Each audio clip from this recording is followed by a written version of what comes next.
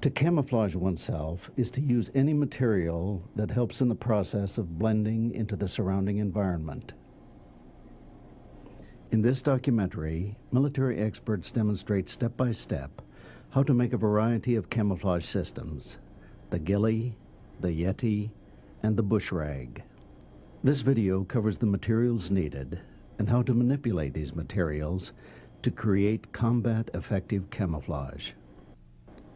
This video also covers stalking and movement tactics, face painting, and how to conceal equipment. In the wilds, it is survival of the fittest, and often the game is won by any animal who can remain unseen. In this process, animals have evolved with pigmentation patterns, which help to break up the general outline or shape of their bodies. Giraffes, cheetahs, and zebras are among the many animals who have evolved with these patterns of camouflage. Another important element of concealment is movement. What doesn't move usually will not be seen. The old axiom stands: the eye is drawn to movement. If an animal must move, say a lion, to take a better stalking position, then a steady and slow movement is usually employed. Other animals have been given genetic advantages, like the baby Thompson gazelle, which is born without a scent, and which will instinctively hide when its mother is away. Baby cheetahs are born with extra long fur on the top of their backs, so that they may blend into grass better when hiding. And there seems to be a host of other specialty acts which animals employ to remain hidden. The African dung beetle, however, is just trying to take dinner back home. Of course, four-legged animals are not the only ones who have learned to hide themselves. Man, too, has learned the art of concealment. Blending and moving with skill, early Pleistocene hunters could move closer to their prey.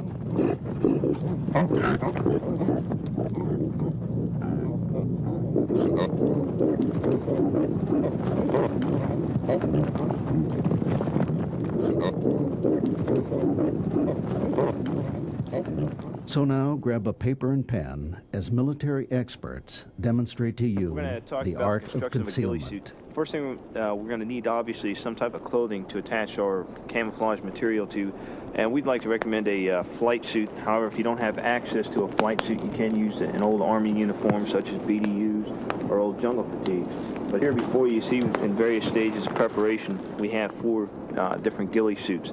The flight suit's kind of unique in the fact that it's a one-piece item. You don't have to worry about getting branches, things like that, down into your groin area, up underneath your shirt, and that's why we like to go with that. And also it fits a little more comfortable and a little more snugly than a 2-piece clothing would.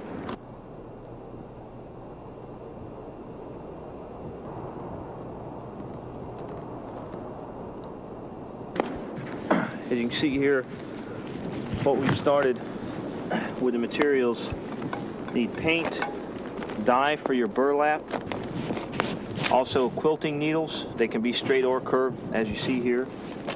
Need unwaxed dental floss. Again, the reason we use unwaxed dental floss is because it's a very strong tensile strength thread and it doesn't rot. You don't want to use waxed dental floss because it won't hold a knot, because it's such a slick line that the knots won't stay in it, so use unwaxed dental floss. Another important material is shoe goo. Okay, you can use this for actually attaching netting or the patches like you see on some of our other ghillie suits as we go along. Another expedient you can use instead of dental floss is nylon fishing line. Again, the reason for this is because of the high tensile strength and it will not rot.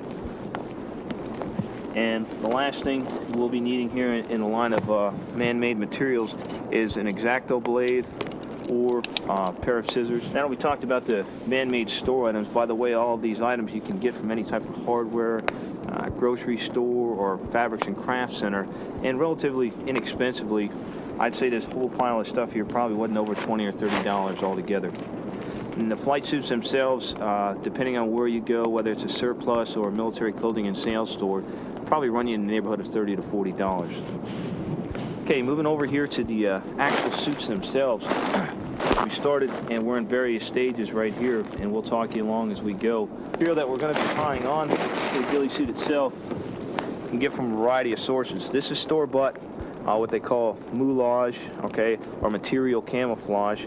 And all it is burlap cut into 1-inch wide strips, rolled up in a nice convenient roll like this, and dyed various colors. However, if you don't have access to this stuff from a paramilitary store, you can just take a regular burlap bag like they use for coffee bags, sandbags, whatever. And you can see here what we've done is taken some of the dyes that we've had and we've dyed them various earthy tone colors. You want to stay away from real bright or unnatural colors. You want to stick with your earthy tones. Don't get into the hot pinks or flamingos or anything like that, or pastels. You want earthy tone colors because that's what you find out here in nature. One of the other important things that you're going to need is some canvas. As you can see, as we started on this suit here, we shoe glued a piece of canvas from an old sea bag or duffel bag onto the front around the knee area, because you're going to spend the majority of your time with the ghillie suit crawling along the ground. So you need to reinforce the knees, the chest, and the elbow areas. So you can see we started this one, and over here on this suit that's nearly complete, we have the canvas on all the portions of the suit that need reinforcement. Now, the suit itself, as far as the canvas goes, you can attach it by sewing or shoe gluing. That one's attached with shoe glue. This one's attached with sewing machine rather, and you have to use an industrial grade sewing machine like they use for rigging of parachutes or sail making, because it is very thick fabric and you don't want to break your wife's sewing machine or your friend's sewing machine. Okay, and one of the other things that you're going to do, that the reason we have spray paint, is once you have your canvas all done, what you're going to do is spray paint the front just to break up the color a little bit. Doesn't have to be anything fanciful.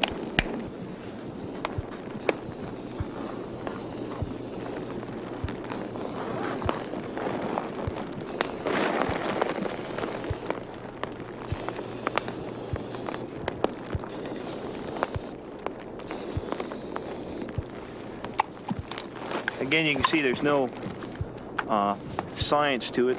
You're just breaking it up a little bit with a little splotchy pattern. Next area you want to talk about is actual headgear that the sniper or cameraman is going to be using while wearing the ghillie suit. There's a variety of different ways you can attach headgear or have a separate piece. First one we'll talk about is an actual separate hat. And what I've done is I've taken a hat, as you can see from the inside here, and I took some netting, again, some of the moulage material, just plain green netting. If you don't have access to this, you can use the military camouflage net. All you have to do is cut off the rubber camouflage, ensure that you remove these little rings that are on here, okay, that attaches the camouflage to the netting, because again, you don't want metal to give your position away. All right, and you can sew that directly onto your hat. Now this one I had a different type of netting, but it really doesn't matter which type of netting you use. You could even go to a civilian fishing supply store and get some of their netting, but again, you want it in the colors, earthy colors, greens, blacks, browns.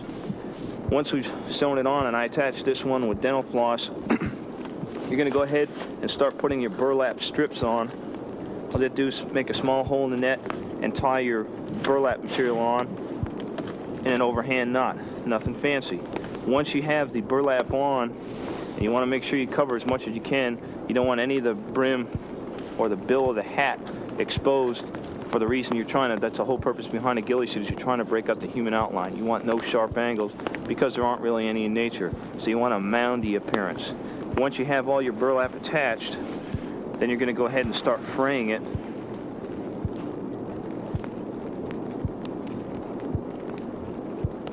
Just like that. That way, when this stuff starts to lay on there, you don't get the nice square rectangular pieces like you have that's apparent right now. We still have to fray the rest of this for it to look proper, but you get the idea. Another technique you can use that we're going to be doing on another ghillie suit is putting a hood. And what you're going to do with the hood is take the collar of your flight suit or the shirt that you're using for your ghillie suit, and you're going to sew directly along the collar a hood from a jacket, or you could even sew net that's attached to a hat on here. And this is kind of nice because it's a one-piece deal. You don't have to worry about leaving your hat behind. It's already attached to the suit. But all you're going to do is sew it on, reinforce the stitching with shoe glue, and then you've got your hood on, and again, you camouflage that the same way that you have the rest of your suit.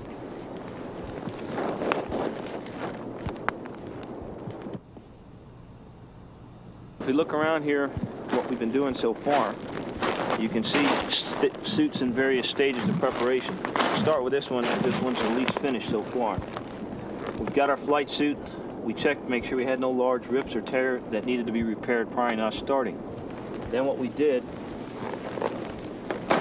we laid the suit out on its front, extended the arms and the back section out. We then took some net from an old Army camouflage net, and we laid it out along the back and cut it out. The next thing we did is we took shoe glue, which we discussed about earlier, and we went all along the perimeter, along where these knots are, and glued it onto the fabric itself.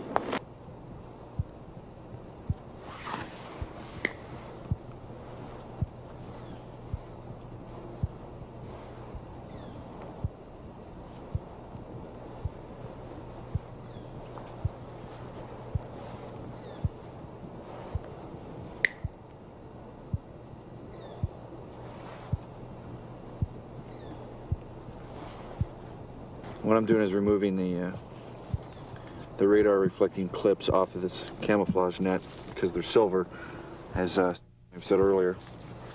Give your position away if the sun hits you just right.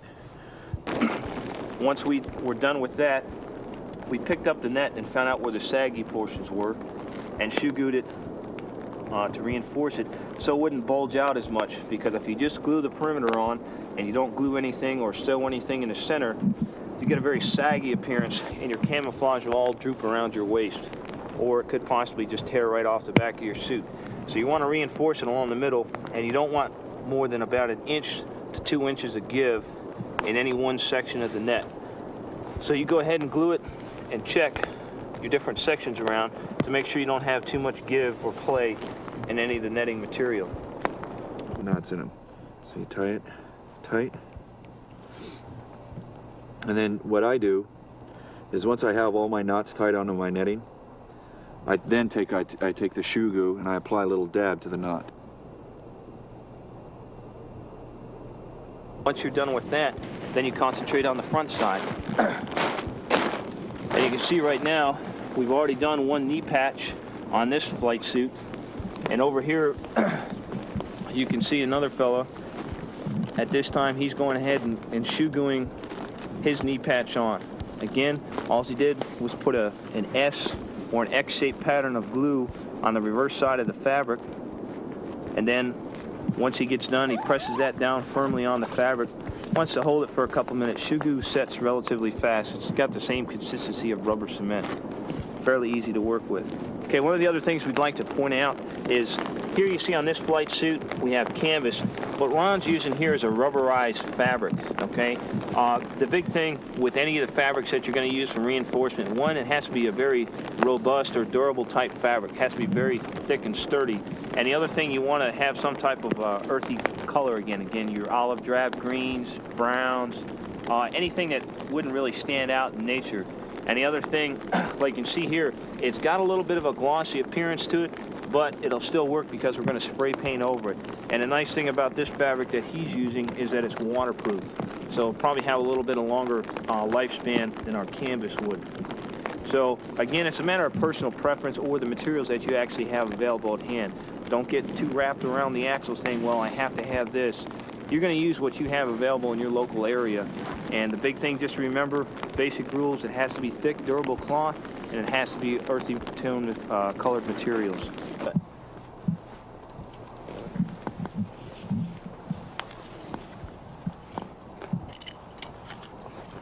You want to be careful so you don't cut the flight suit itself. So keep lifting the canvas up away from the flight suit as you cut.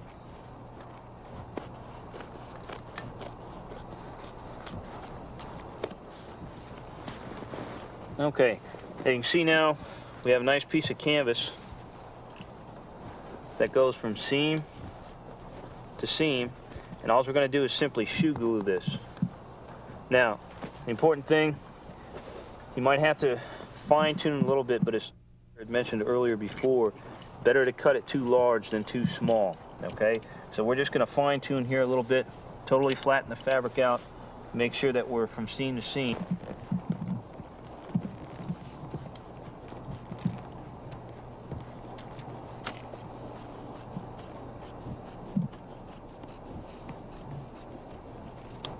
Okay, now that I've got that done, I'm gonna go ahead and flip my fabric over, make sure it's nice and clean, and the material I'm gonna be adhering it to is also relatively clean and dry, but won't have too much of an impact here. It's just a little bit damp.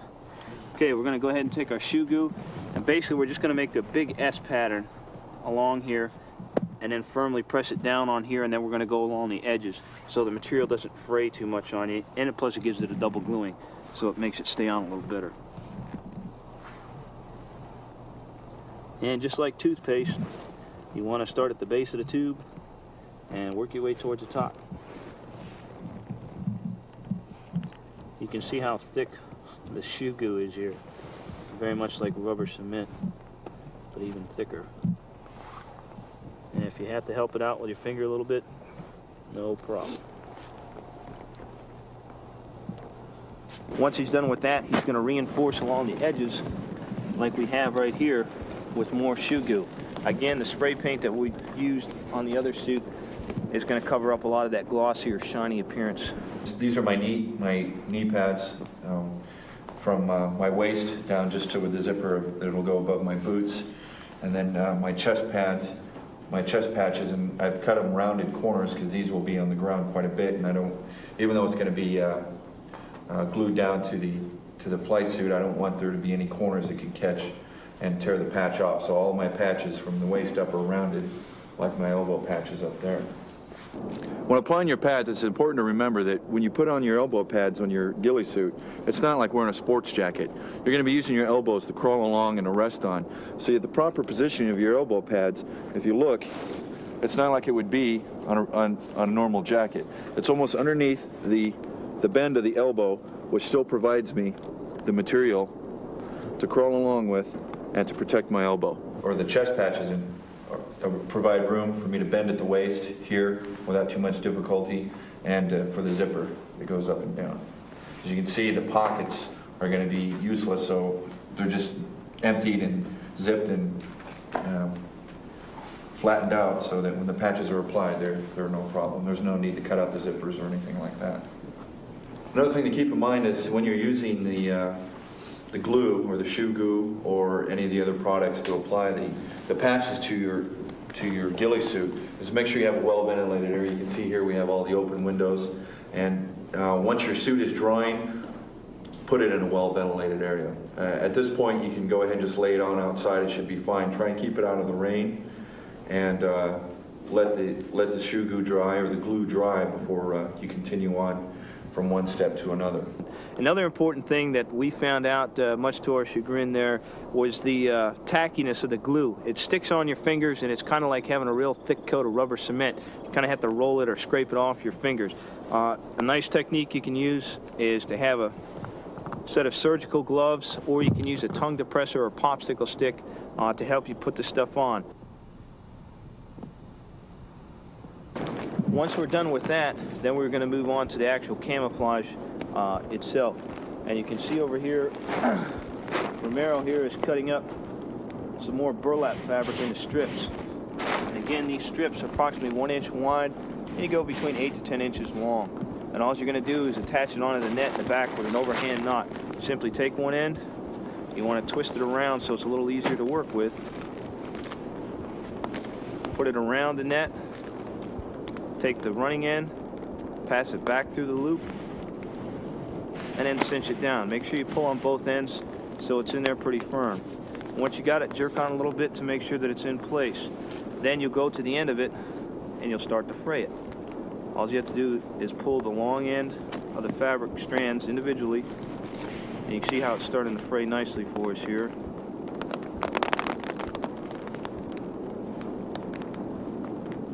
Until we totally get the fabric frayed. And again, this isn't a quick project. It takes you several hours, if not days, to construct a proper ghillie suit. What we're going to do now is show you on the back of a suit here how we're going to tie this stuff off. I've been showing you earlier utilizing the finger, but what you're going to do is start from the bottom and work your way up the top. The reason for that, as these knots progress up towards the top, it's going to occlude the rest of your work, so you don't want to start at the top, or you're constantly going to be flipping this material back up to try and get your knots in. So you start down here at the bottom. And again, there's no set. You don't have to have 3 greens followed by 2 browns followed by 1 dark green. It doesn't matter. It's a random pattern. You just don't want 15 of one color on one little square here, okay? Just kind of mix them up as you go. So we're going to go ahead and twist the ends up here a little bit.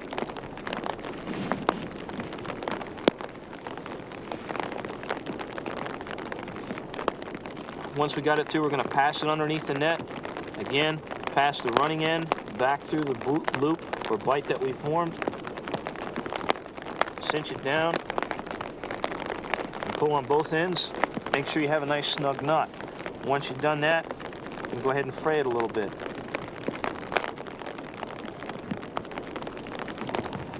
One of the drawbacks to using these burlap strips when you're tying it to your ghillie suit is that when you start to fray it, as you were shown, you're going to lose these cross sections.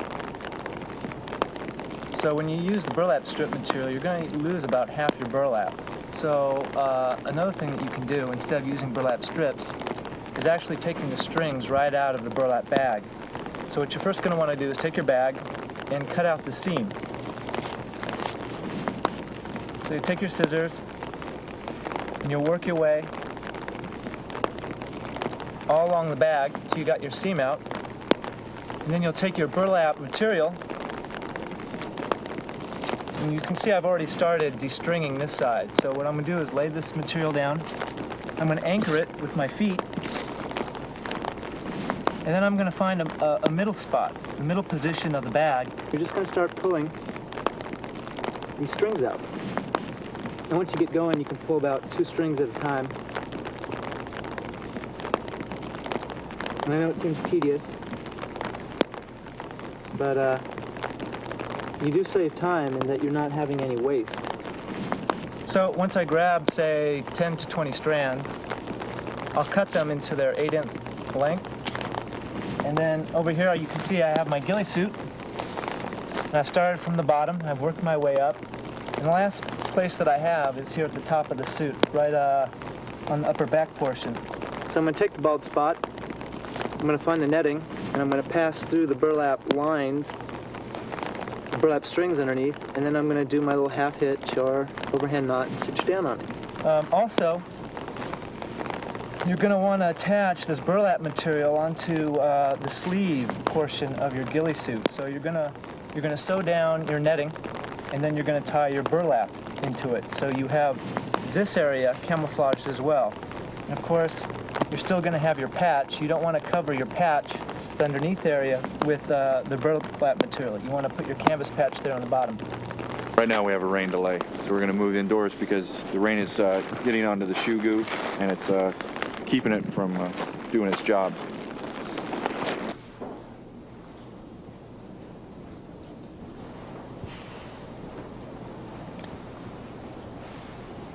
You can see now we're just about nearing completion on the headgear portion of the ghillie suit. And if I come underneath here, kind of fluff this out a little bit like it'll be worn. It's very difficult to tell. For one, there's a hat underneath there, and you can imagine a human head totally breaks up the outline. It has that real nice shaggy or moundy appearance. It's very difficult to detect. And you can see again with my color patterning that I've done is primarily for the northwest area of the United States.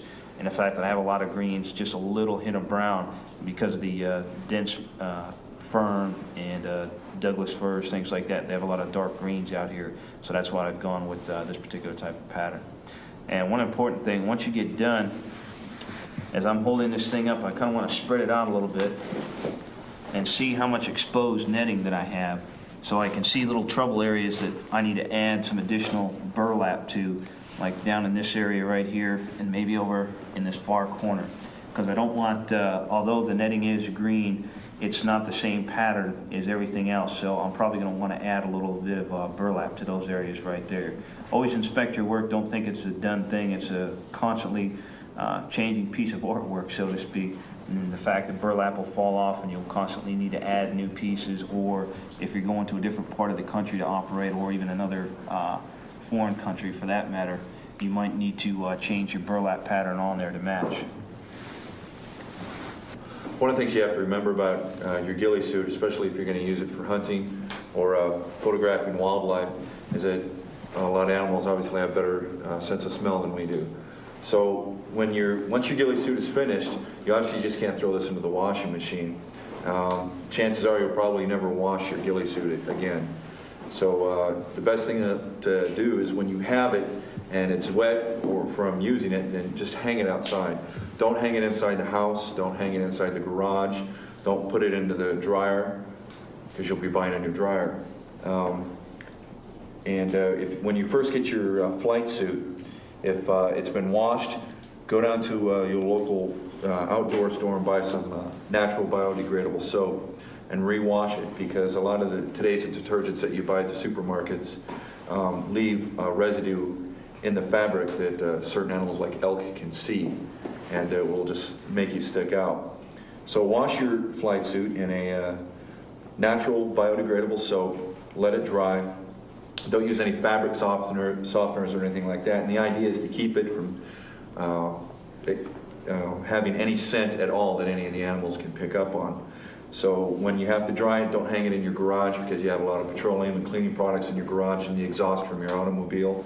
Don't hang it inside the house because of all the scents and smells from cooking or cleaning in your house.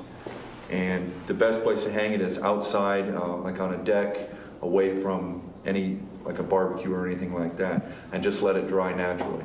And another thing to do is, once you have your ghillie suit completed, is to have a special bag for it, and your hat and anything else. You just roll up your ghillie suit and you keep it in your bag once it's dry, and then store it someplace nice and dry. Just don't, this isn't something you want to hang up in the closet. And also, you can see by all the burlap and all the materials hanging, this is not the type of clothing, if you're hunting with, you don't want to hang next to a fireplace. This will go up in flames. Okay, what we're going to discuss now, we have 4 ghillie suits done by 4 different people, and we're going to talk between the subtle differences between the 4, because there was a variety of techniques that were used on each of them to assemble them, and we're going to basically critique and take a look and see what the pluses and minuses are of each of the suits. The first one we come up with here, okay, looking at the front here, you can see this one hadn't had any pads yet. You still got a little bit of ways to go on the pads, okay? But so far, if you'll flip it around for me, okay, done a pretty nice job on the back here, okay? So he's got nice shredded material, and if you look in close here, you can see he used the shoe glue technique to attach his netting. He didn't sew his on there, okay? This by far is probably the quickest technique for attaching your netting to the ghillie suit, and it's fairly solid, okay? Once this stuff dries and set, it's just as good, if not better, than actual stitching. And the nice thing about this is, again, it's quick, and it does have a pretty firm bond on the material itself. And again, there was no set pattern that he used here, okay? Got a lot of greens and browns, okay? This wouldn't be bad for a fall area, probably a little bit less on the green side for this area up here. What I'm saying is he needs a little bit more green for this area around here, but it's not bad for a fall, like a northeastern area like that. And you can see with the shoe glue, another nice thing with these nice long strands, you can't really see where the seam on the side of the fabric is where he shoe glued, because once this is laying like this and he's on the ground, you're not going to be able to see it, okay? Look at the next suit here. Okay, you can see the next suit. We have our patches here on the chest and on the knees, all right? And again, we use shoe glue on here. The important thing to remember with shoe glue, besides the material that you're going to glue on the back here, you also have to glue along the edge of the material itself. Now, an important thing that he's done here, he rounded his corners off on his patches to make sure he didn't have any sharp edges to catch on underbrush and foliage as he's crawling along. And another important thing is, after you get this glue along the seams, you want to go along and touch up areas that bowed out when it was drying, so you don't have any open space underneath where stuff can get underneath and start tearing your patches away. So you added some additional shoe goo. Now obviously he's going to need to spray paint or hand paint, whatever, his patches up front here to cover up this somewhat glossy white finish on here, okay? But did a good job gluing the patches on. Nice tough material right here, this canvas like we discussed earlier, okay? And looking over on the back here, again, see he's got a little bit of a lighter pattern, okay? Almost more along the lines, almost like a desert, but this ought to work pretty good. It's a little bit lighter up here, and again, he's utilized the shoe goo technique. If we can get through some of this burlap here to get down to some of the stitching. Okay, you can see here we've got the net. All right, and again, he utilized the shoe goo technique, but you can't even see the net through all the burlap that he has here. But again, pretty tough on there. It's not coming off anytime soon. All right, and again, all he'd use is an overhand knot here to attach his burlap, but he's got good coverage all the way around from the crotch all the way up to the neck region right here, because remember, your hat or your hood is going to cover this portion of the ghillie suit, and it's also going to drape around the front of your shoulders, okay? So he's done a good job with this suit here. Okay, the next ghillie suit we have here, you see he's already camouflaged the front. All right, he used a little different material. He used the rubberized nylon for his material up front to reinforce his chest and knee area here, okay? He's done a good job breaking up the colors here with various colors of paint. He used predominantly black and a light green, and then shaded a little bit of the green with the black, okay? And he's done a good job with his shoe goo, not too thick, but he's got all the edges covered up, all right? And you see here, we might want to add just a little bit more paint right here, okay, to cover this area up, because it's still a little bit glossy right here. But overall, the front looks real good on this suit, okay? We go ahead and turn it around here. Okay, again, got a good job with the ghillie, or the burlap itself, and you see again, we use the shoe goo technique to attach the netting right here. And again, once your stuff's laying down, you really can't see it. Another thing up here, you can see where the edge of the net is up here, but again, his headgear that he's going to be wearing on top is going to cover this up. But if you still feel kind of conscientious, you might put a little spray paint up here to cover up some of this white, or tie additional burlap material on there. But overall, not a bad job on this suit. The last thing, obviously, we're going to have to do is cover up these elbows here a little bit too, because we haven't had a chance to spray paint this one yet. Okay, go down to the last suit here. See, this one we used a little different technique on this one, in the fact that we sewed the canvas on this one instead of shoe gooing it. A little more time intensive, but again, we for this one I didn't have access to dental floss, so we used a real heavy grade nylon thread. Again, you want something like that that doesn't rot and has a very high tensile strength. But again, this one came out pretty nice up front. There's no exposed edges along the seam right here, and it's pretty flush. And again, we spray painted to break up the color of the suit. And one thing to remember with this one, you can see it's almost kind of a whitish gray. That was originally black spray paint, and the fabric absorbed a lot of the pigmentation from the paint, so you got this kind of off-color gray instead of a true black. All right, something to bear in mind when you're spray painting clothes. Okay, you look along the back here, we did the same thing for the elbow pads. We spray painted those. Now this one's a little different in the fact that we sewed the material on instead of shoe gooing it. Okay, again, a more time intensive technique. Okay, but it still gives you the end result. I've still got good solid contact on there, and this pattern here with these nice lime green, it's pretty good for this area around here because you have a lot of moss. Okay, so this isn't a bad pattern right here. And again, if you look along the sides here, you can see the seam where we've sewn the netting on here with the dental floss, but again, once the burlap's laying there, you can't see it.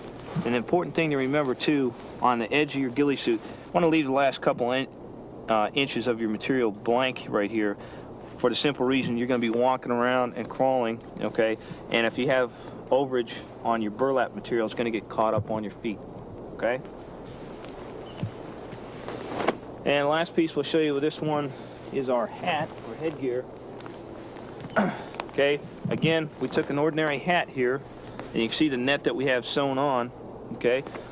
And what we did, we tied the burlap on here and then frayed it afterwards. You can see this one came out pretty good.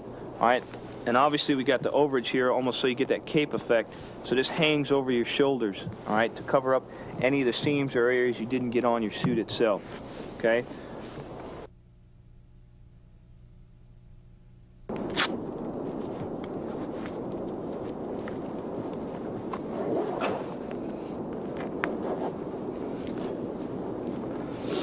One of the things to keep in mind when using a flight suit as your ghillie suit, as the base for your ghillie suit, is that these flight suits have a lot of pockets on them.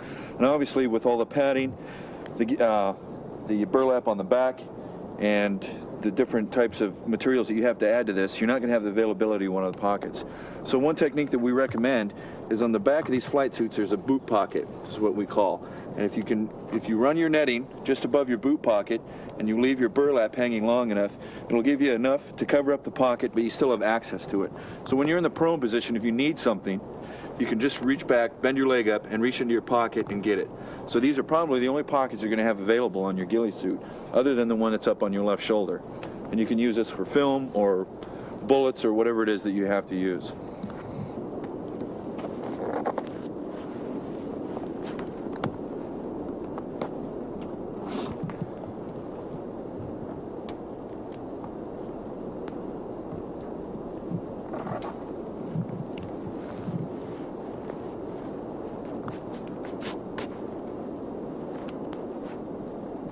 We're going to show you camouflaging two different pieces of equipment, the sniper rifle itself and a camera, depending on what your job is. We'll start off here with a rifle. We're going to go around the buttstock. All I got is a cravat, or other people call them drive-on rags. I'm going to put this around the buttstock. Nothing fancy again, just going to get a wrap. And you don't want to try and have too much loose stuff, because remember, you're going to be going through underbrush, so you don't want it too loose and flappy. And all we're going to do is secure it with a square knot. Then we come up here,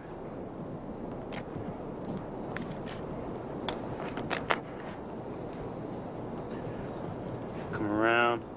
Basically just kind of like you're wrapping an ace bandage around a leg or an ankle, wrist, whatever.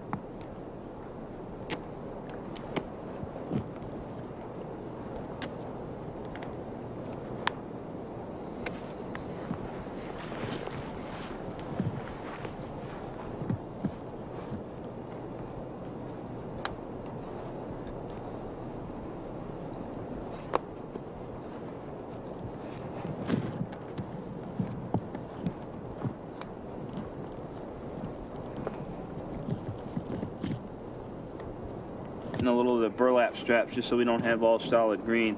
You're just going to attach that on there as well.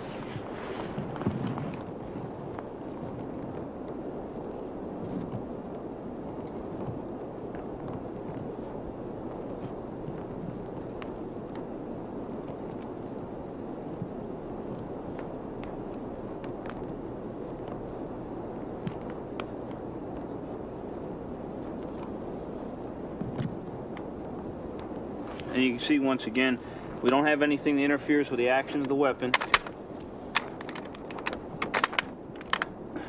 We can still operate our scope, covers flying, front and rear. Got nothing in front of the barrel, and we can also still operate our bipod as well, okay? But we're just trying to break up the outline of the rifle itself, and also to cover up some of the exposed metal portions to stop any telltale glint that we might get from the sun backlighting us or hitting us at certain angles. Okay, another piece of equipment, if you're an outdoor photographer, is a camera. Now cameras are kind of neat in the fact that they're smaller and not as big as a rifle, so a lot of times you can just stuff them in very similar to a drag bag. You can just take a small laundry bag or even a dyed pillowcase and just drag that along with that. The important thing to remember though is if you have a large video unit, you're obviously going to have to use some type of drag bag, because it's just too bulky and awkward and heavy to be trying to drag that just by the sling. But something small like this, we could even take a burlap sack like one has right here, and we could put it right inside of the sack and cover it up like that. Now obviously we'd want to dye this, but if we didn't have access to dye, we could very quickly cut some holes in this. Okay, and what we're doing is just making a small incision on either side of the bag here. And we're just going to take our camouflage netting,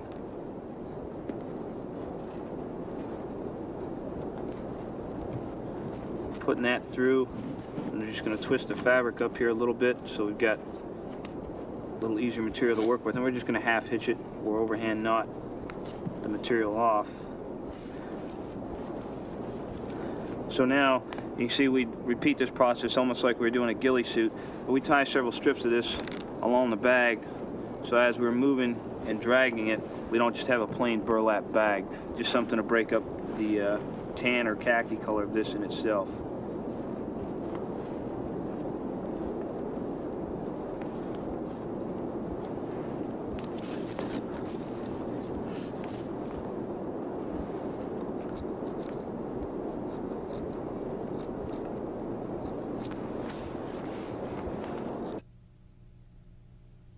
One of the things I'm just doing a final inspection of my headpiece, and I noticed this green doesn't really fit in too well, and I also kind of have a bare spot. So what I'm going to do is cut the green out, and I've already cut some strips of some different material that I want to add in. And what I've done in the material here, I just make a snip enough for this material to fit in. I'll go ahead and twist the end up so it's a little easier to work with. And I'll go ahead and insert it into the net.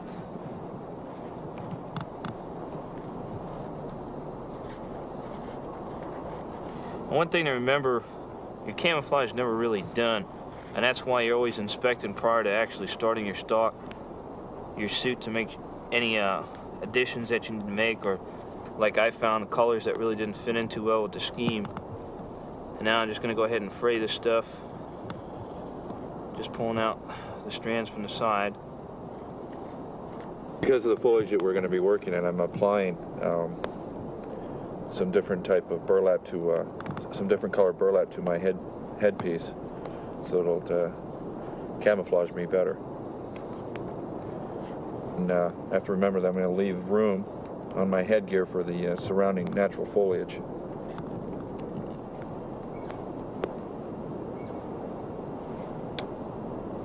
One of the things we're doing, we just went out to check a little bit how our pattern matched up, and we noticed Ron's pattern was a little bit light. So what we're doing is taking the atomizer or the spritzer bottle, and we've got dye in here, and what we're doing is darkening up this pattern a little bit.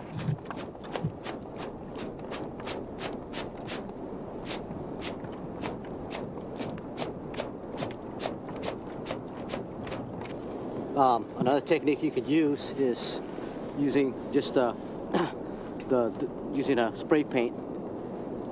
In this case, we have black and green, leafy green. Go ahead and go around and hit some of the areas that you might have put too much brown on, and break up some of that color. There are a variety of camouflage paint products on the market, from the trays to the sticks. Any will do as long as they match your surroundings.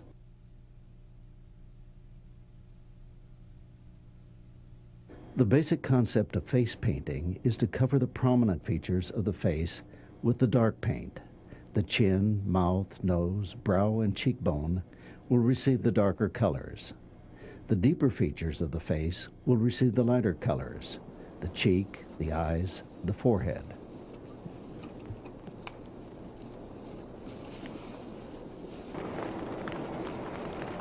And then follow the lines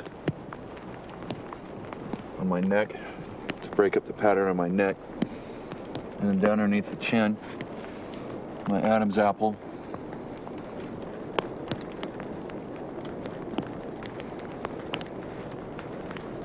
All the way down to my throat. And even though the throat is not a high point on the face, you want to break it up. So what I'm doing is I'm going to do my throat in stripes. This will be a lighter green here. And then once I apply the light green, it's important to blend the colors in.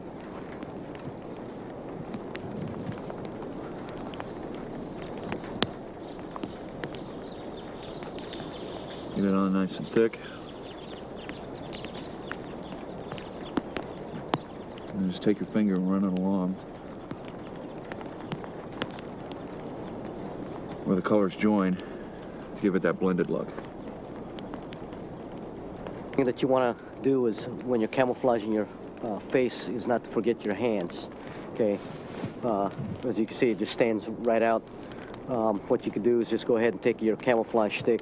If you don't want to wear gloves, is just do green and or dark green and light green alternating or whatever, just to break up the pattern of your hand. The glove is the most preferred technique of using to camouflage your hands. You know, one of the things these gloves that guy is using is aviator gloves, and you got your regular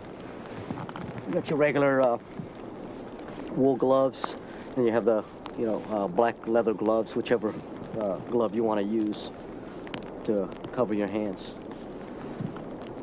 The part of your body that you want to camouflage is the back of your neck and head, and also your ears. And what you want to do is just break up the pattern again using your dark green and your light green. What I'm doing is, because my gloves are a little bright, but these are the gloves I prefer to wear in the field, just take a little of the soil, darken them up a little bit. My hands are not going to be seen while I'm stalking or crawling, but still, it's not a bad practice to get into, just to dirty them up a little bit. You're going to be crawling around in the dirt and the mud and the sand or wherever, so it's not really going to make that much of a difference. Before a stalk, retouch your face and any other bare skin that may have lost paint during prepping activity. The front of the neck seems to be a spot that needs double checking. One of the things we're going to do to help aid the camouflage is going to add some natural vegetation to Ron's suit here. So what we'll do, take a look around the area we're going to be operating in and try and get some of the vegetation at near or below level, because he's not going to be up and walking around, he's going to be crawling. So we're going to take like some of the scotch brush and sawgrass that's around here and apply this to the back, because that's the nice thing about this netting, is that you can stick it right in there and almost weave it in. So we'll do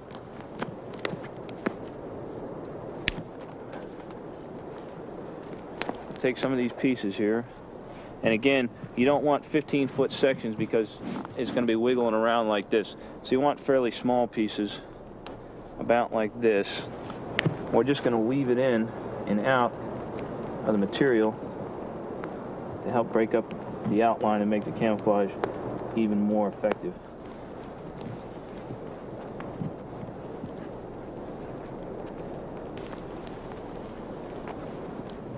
One of the other things to keep in mind too, if you don't want to use the burlap, what you can do is just sew the net on the back, and then when you get to an area, you can actually take foliage and stick it in the back. The important thing to remember though, with the foliage, it is going to die and brown on you after a few hours. So normal rule of thumb, if you're going to use natural vegetation, you always try and get leafy vegetation from preferably a hardwood tree, because that'll last the longest. And then after that, depending on what area of the country, your firs or your needles would be next.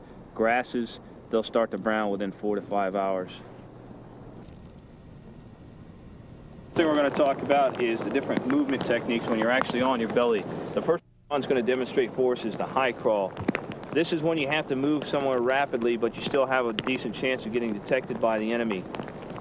You notice the profile is much higher, and this might be initially where he's just changed into his ghillie suit and he's just coming into the area where he wants to stalk in to get his shot from. So he's got a better vantage point from here, but he's still keeping a low silhouette. Again, this is the least preferred because it does present the largest silhouette. The next one would be the low crawl. Ron's finally starting to get close to his position now. So he's going to lower himself down. And you see what he's going to try and do is grab his weapon up by the sling or the bipod. He keeps it in tight to his body. Again, this is a more rapid movement technique than the sniper low crawl. What he'll do, he'll plant his right elbow forward and then push off with his opposite foot and move forward. Once he gets abreast and his rifle comes up, he'll recock his arm again, cock his foot and move forward. The last technique is the most preferred and the most time consuming. This is the sniper low crawl. Head down, weapon in tight along the body, and all he does is push off with his toes and his fingertips. It's a very slow, subtle movement. You're only going to move approximately 4 to 6 inches each time you move. And after every time you move, you stop, take a few breaths, and move on again. It's important when utilizing this movement technique to scan out your next position where you're eventually going to move to, so you have some terrain feature or landmark to aim for as you're crawling along the ground, because you don't want to keep poking your head up too much, remembering that sudden movement attracts people's eyes. Camouflage while you're stalking is to heel your boot. And like Moen said earlier, when you're stalking, keep your heels down and your feet behind you. As you can see, especially with these boots here, there's not any grime or mud or dirt on them. They shine a little bit with the sunlight, and it definitely goes back. Although the ghillie suit itself kind of blocks out the view of the boots from the air, this is what we'll be seeing. So a technique, most common, is just to take moss or dirt and mud, smear up the boots. Or what else is used are gaiters. People actually make ghillie suits out of gaiters, and they wear the gaiters. They put the gaiters on afterwards. And what's important to remember is, if you're going to use gaiters, is that the moulage on your gaiters is extremely short, because it's going to be dragged a long ways, and you don't want to leave a trail of your ghillie material behind you. So keep in mind that if you don't have any gaiters on, and the best thing you have is to muddy up your boots, make them dirty, is always keep your heels down and your feet behind you. And if you know that an aircraft is coming, stop, try and rotate your boots into the brush or underneath some kind of brush. As you can see, from the air, a guy would be very hard to spot from 200 or 300 feet from a scout helicopter or an airplane. A good technique is to take beeswax and coat your zipper up and down, because of the different rain, and sometimes it may even get frozen solid, and crawling through the dirt and muck will get it jammed up, and that beeswax will help it stay free, so you can unzip and get it back out of your ghillie suit when you need to. One of the things we've done here is we've taken some of the moss, this real thick moss bedding in here, and obviously we just took out a piece of the moss, section of the moss, like a hunk of sod, and we applied it to the back of the ghillie suit. And this really limits your working area, but for this, if a guy was just going to stay in this terrain, this would work well. The trick is to find a way to apply it, because if he stands up, it's going to fall down. Even if he's crawling around, it's going to roll back and forth.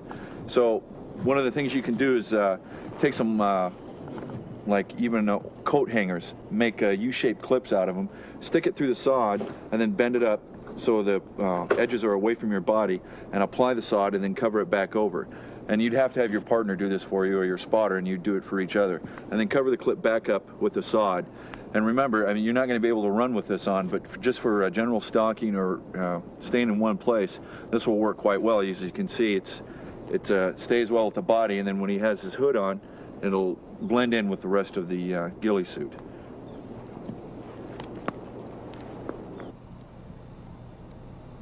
What we're going to do is construct what's called a Yeti.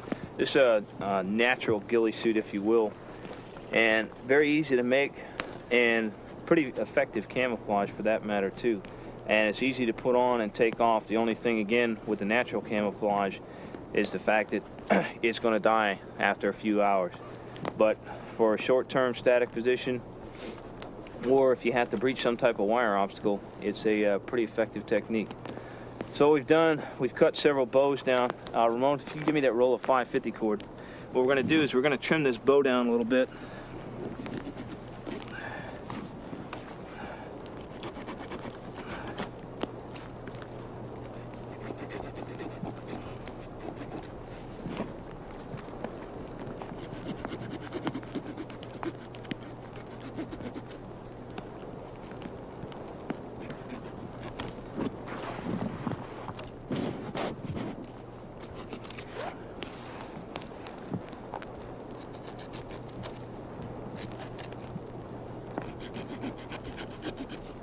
Now this doesn't have to necessarily be out of pine or evergreen bows.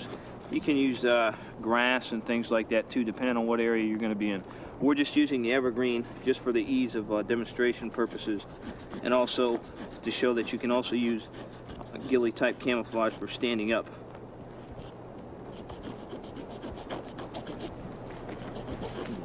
Thanks.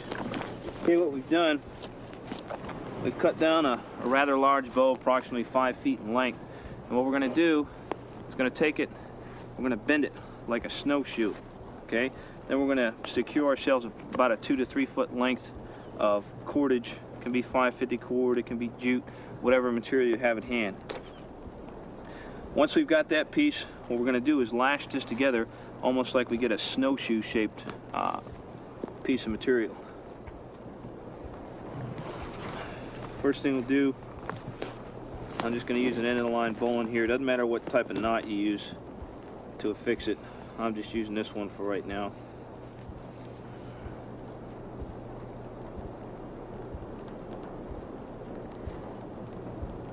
Okay, once I've got that secured on there, I'm going to bend this piece back around over the top, and all I'm going to do is secure it on here. Again, you can use whatever knot you want, doesn't make a difference. All I'm just doing is 2 round churns on that piece, and I'm coming across, and I'm going to make what they call an X-wrap. Okay, just under, over, and then back over again, and then with the running end back through the standing end, I'm just going to cinch it down like that, and one more time with a half hitch. Actually, weave, we probably trim this one here a little bit too, because you got rather smooth bow here. Okay, now what we're going to do is weave the pieces in and out similar to a simple weave like you do for a basket. So we'll take our first piece, and we're just going to go over the top and underneath. Second piece, we're going to go just opposite. Over the top, underneath. We're going to keep repeating this process down the entire length until we've almost got like a ladder appearance going across here.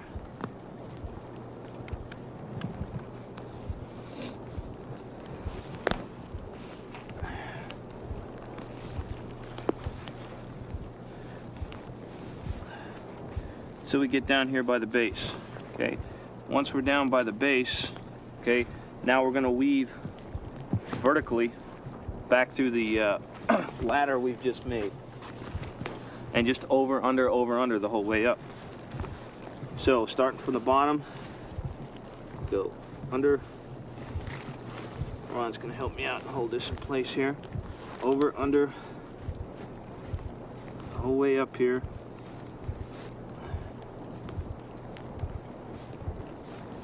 Till we get to the top. Okay, let me take another piece. Now we're just going to switch and go from the top down. But again, same basic type weave. Over, under, the whole way down.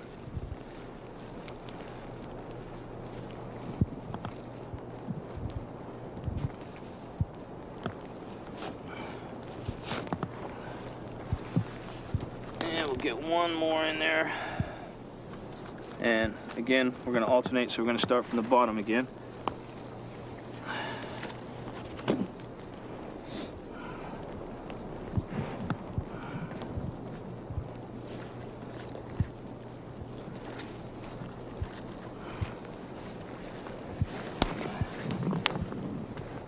Okay, one of the other things we're going to do to make sure that our weave stays in here pretty good, we're going to cut a couple small pieces and just tie the edges off to the actual frame itself to make sure that we don't lose any of our camouflage as we're going along.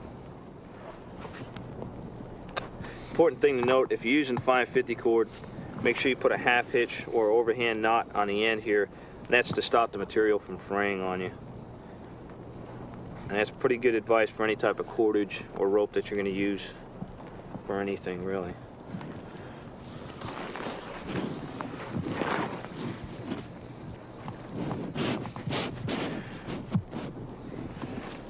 When you tie this, make sure your knots are all at the bottom underneath your Yeti.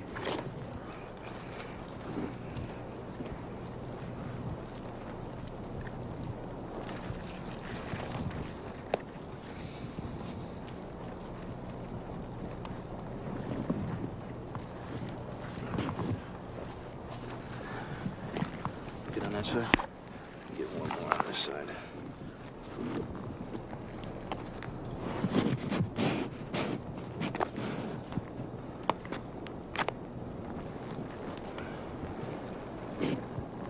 You got one more short piece? Right here. All right. Great, thanks.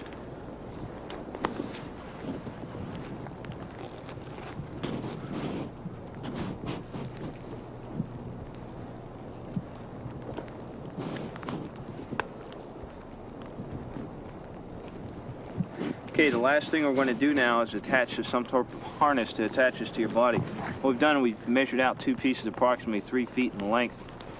And all you're going to do for this is go up about 3/4 of the way up your bow that you've made. And if I get one of the pieces of cord from on here, you're just going to secure it onto the back here. And one thing that you need to do is just take a bite like that, make an overhand knot like that so you have a little locking loop, okay? And then what we'll do a round turn, 2 half hitches, because what this little loop does is it gives you something to tie it back off to once you drape it around your shoulders.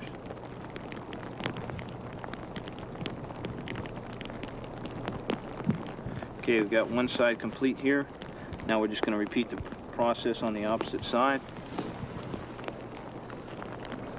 Again, just taking a bite, passing it under and over.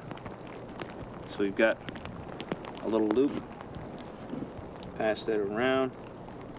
And we're just going to do, again, a round turn with 2 half hitches.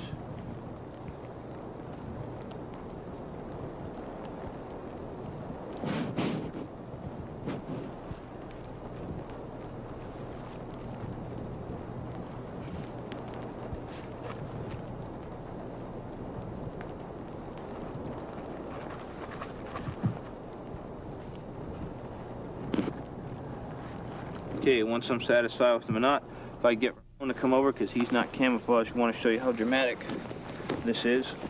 Okay, what you do is just have him turn around, and we're just going to hold this up against his back, pass one of the loops back through, and crisscross in front of his chest so it stays on a little better. Okay, and then we take our other piece that we have on this side, which is right here. Okay, back over. Okay, and all you're going to do is take it back underneath his arms. You go up here to that pre-made loop that you have. Go ahead and cinch it down.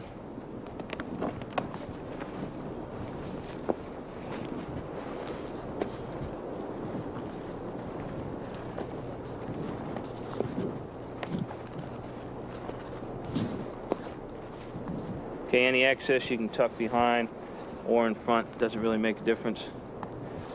Like I said, this is nice because it goes right on over the top of your gear, and it's pretty good camouflage. We can get, once Ramon finishes up over there, we get Ramon to go over and squat facing away from us down next to the pine tree, or the fir tree rather.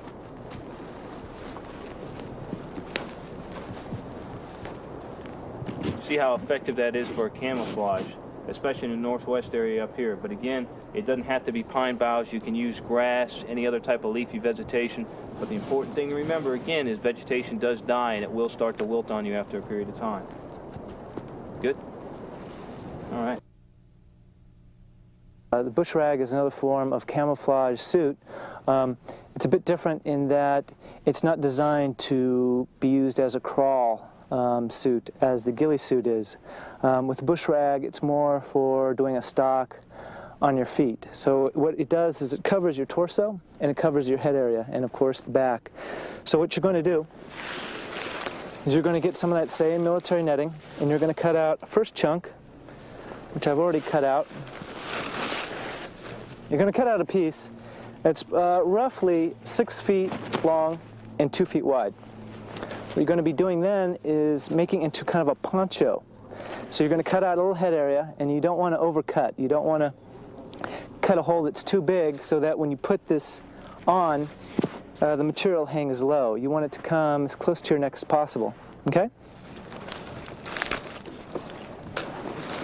And before I start tying in my burlap, I'm just going to throw it over my head, make sure I'm close. There we go. So I've got my basic dimensions, and I might want to tailor up a couple pieces that are hanging too long. So once you cut out your mesh, you're going to cut out a piece for your head. Now the head piece should roughly be about 18 inches by a foot, and that's going to be, of course, covering your head, and you're going to sew that into a boonie cap, a PC, a watch cap, whatever you have. Once again, you're going to be tying in your burlap pieces. This is stuff that we've already strung, and what we've kind of done is we've left a large portion of it undyed because we're going to be matching it to this desert grassland. So burlap, which hasn't been dyed, does have that nice natural color that blends well. Also, we've got a very light green with a lot of yellow in it that kind of looks like a dried grass, maybe grass that's, you know, halfway dead. To get these lighter colors, you're going to get a regular clothing dye, and certain manufacturers write RITE dyes, and you'll probably want to get a yellow, a dark green, a lime green, and a brown, and also black too if you need it. So you'll first want to do is read the directions to the dye, and you'll dye your dark greens first. Say you'll take your green dye, you'll make your batch, and you'll dye your darker colors. But then you're going to have some leftover water that still has some dye pigmentation. So what you can do to get, say, a lighter green to match, maybe, see how this is too dark? You'll get your regular burlap, and in the same waters, this has still a little green tint. And what we did is after we did the dark green stuff, we took the burlap and dunked it in just to give it a tint of a green. Here's another variation. This was, we mixed some yellow dye with the dark green, just a tad of the dark green, to get more of a lime green. And so what you might want to do is familiarize yourself with the area you're going to be stocking and bring in some clippings of the vegetation. And keep in mind that when you're going to be doing your stock, that you're going to be at a certain level. You're going to be using vegetation like this when you're using the bush rag, this kind of crouching level. Whereas if you were doing a belly crawl stock, you'd probably use, in this area, if you can pan over, you see the little brighter greens, more sand type colors. So this light green is looking pretty good. It might be a little too green for here, so when you do your ties, you might take a couple strands of your light green, get some of your undyed material, which you've stripped, and then kind of match it together. And when these are together, you know, it pretty closely hits upon whatever sawgrass or brush that this is. So I'll take this. Once again, this is too long. I'm going to cut a proper length.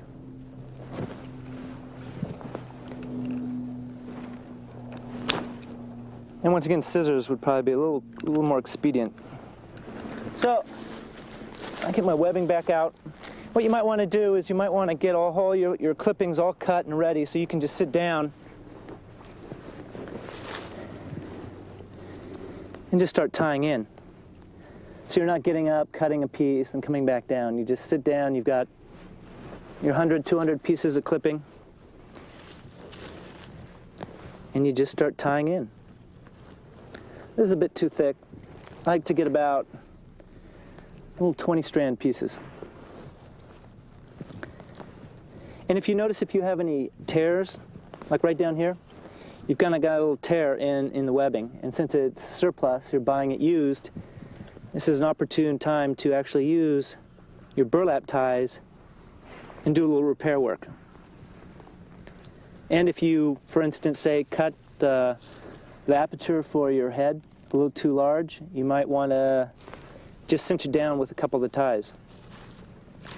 So that said, we should talk about the actual burlap material.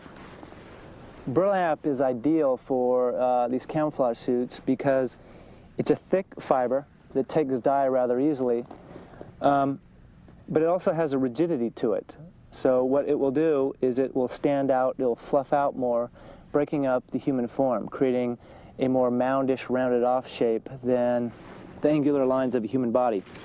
So cotton, which is another type of fiber that someone might use, it's a finer, smaller fiber, so it doesn't have as much rigidity and it'll lay flatter. So you might want to keep away from cottons unless you're allergic to burlap. Some people do have hay fever or grass allergies, and this might aggravate them. So if you do have allergies, you might want to stick with a fiber that you're not allergic to, but if not, you want to stick with the burlap. And once again, this is all burlap pieces that we have stripped from burlap bags, and we've gone over that. A little hint with stripping burlap bags is that you want to strip them when they're dry, and maybe even before you dye them. So you'll strip all the strings out of the burlap bags, get some nice bundles, and you'll dye the bundles rather than dyeing the bags first. Here's one that we've just started, is that you're going to tie your darker burlap pieces onto the side, the darker side of the webbing. This military webbing, as you can see, has a lighter side and it has a darker side. So tie the darker pieces into the darker side, and also you're going to be tying in lighter pieces onto the light side. So therefore you have a reversible camouflage suit. You can wear the lighter side, and let me see, I think we have one already made up. Here's a full bush rag. Now this is the body section. Here you have your lighter side, which would work well with, you know, these grasses and the desert tones, and then you have a darker side for more of your forest looks. Another thing about the bush rag is that you can actually push through material from the other side. So you could be in a certain area, say a chaparral, which isn't completely light, isn't completely dark, and you can kind of mix and match. You might start with your lighter side and then push through your greens and some of your browns. So therefore you have a product or a camouflage system that's very versatile. So we've pretty much completed this bush rag. To put it on, you just slap it over. And since you've got your poncho, you're going to need a belt to cinch around your waist. Here's just a regular webbing belt. What you want to do is buy the lighter type and dye one side a darker green. So therefore you have a type of reversible belt. Of course, this silver gold buckle is going to have to go. Web belts come with a black metal. If not, you can just spray paint this, but I'm going to use this for now. So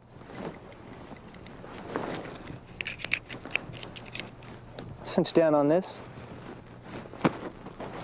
When you put your your web belt in, make sure you take some of your ties and make sure that they drape over so you don't have just a belt sticking out.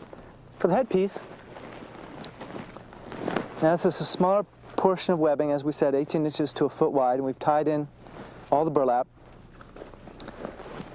You want to tie it into your hat, and what we've done is we've actually taken the burlap strips and tied it into the loopholes that we have around the hat. If you're tying into a patrol cap, or if you're tying into a watch cap, you're going to have to probably cut little holes to tie in this material. So you've tied on your bush rag. Also, when you buy your hat, you should buy it a size large, because when you tie in your bush rag, it kind of cinches down on the fabric and downsizes it by usually a size. So if you're a size 7 1/4, you might want to get 7 1/2.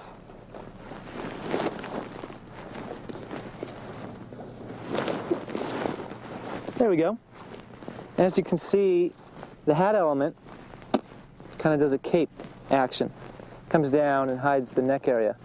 Gonna adjust it while it's on, and you want some pieces to fall in front of your face, because that kind of hides the darker areas, as you see. Though if it starts to impair your vision too much, you might want to trim off the areas so you've got a nice field of vision. And that there is your bush rag. As you can see, it has a real nice moundy appearance, breaks up the upper body, and it's good for a person doing a stock when he isn't actually using his belly to motor. So if the person is doing a crouch type stock, bush rag might be the way to go. And you probably want to work more of your upper body, your shoulders, your head, the parts of your body which will be most easily seen when you're doing your stock. One thing you have to keep in mind about making a ghillie suit is that the only way you're going to get a good ghillie suit that will really work is to put the time and effort into making your own. And you'll find that once you spend a lot of time making your own ghillie suit, all the effort and the labor that you put into it, that it says something about you personally. You can see all the ghillie suits that we have here they all have different colors, different tones, and different styles and techniques.